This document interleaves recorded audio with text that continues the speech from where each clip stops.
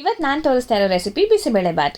ಕುಕ್ಕರ್ಗೆ ಎಣ್ಣೆ ಹಾಕ್ಕೊಂಡು ಸ್ವಲ್ಪ ಸಾಸಿವೆ ಹಾಕ್ಕೊಂಡು ಅದು ಚಿಟಪಟ ಆದಮೇಲೆ ಬ್ಯಾಡ್ಗೆ ಮೆಣಸಿನ್ಕಾಯಿ ಕರ್ಬೇವಿನ ಸೊಪ್ಪು ಹಾಕಬೇಕು. ಆಮೇಲೆ ಒಂಚೂರು ಈರುಳ್ಳಿ, ಒಂಚೂರು ಟೊಮ್ಯಾಟೊ ಹಾಕ್ಕೊಂಡು ಚೆನ್ನಾಗಿ ಬಾಡಿಸ್ಕೊಡಿ. ಆಮೇಲೆ ನಿಮ್ಗೆ ಇಷ್ಟ ಆಗಿರೋ ವೆಜ್ಜೀಸ್ನ ವಾಶ್ ಮಾಡಿ ಹಾಕ್ಕೊಳ್ಳಿ. ನಾವಿಲ್ಲಿ ದೊಣ್ಣೆ ಮೆಣಸಿನ್ಕಾಯಿ, ಹುಳ್ಳಿಕಾಯಿ, ಕ್ಯಾರೆಟು, ನವಿಲುಕೋಸು ಮತ್ತು ಬಟಾಣಿ ಹಾಕ್ಕೊಂಡಿದ್ದೀವಿ. ಹಾಕ್ಕೊಂಡು ಮತ್ತೆ ಅದನ್ನು ಚೆನ್ನಾಗಿ ಬಾಡಿಸ್ಕೊಳ್ಳಿ.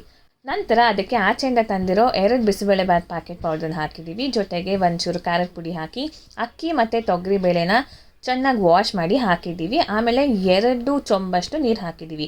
ಈ ಲೋಟದಲ್ಲಿ ತೊಗರಿಬೇಳೆ, ಈ ಲೋಟದಲ್ಲಿ ಅಕ್ಕಿ ಹಾಕಿ ಆ ಚೊಂಬಲ್ಲಿ 2 ಚೊಂಬಷ್ಟು ನೀರು ಹಾಕಿ ಒಂಚೂರು ಉಪ್ಪು ಹಾಕಿ ಕುಕ್ಕರ್ ಮುಚ್ಚಿದ್ವಿ. 2 ವಿಷಲ್ ಆಯಿತು.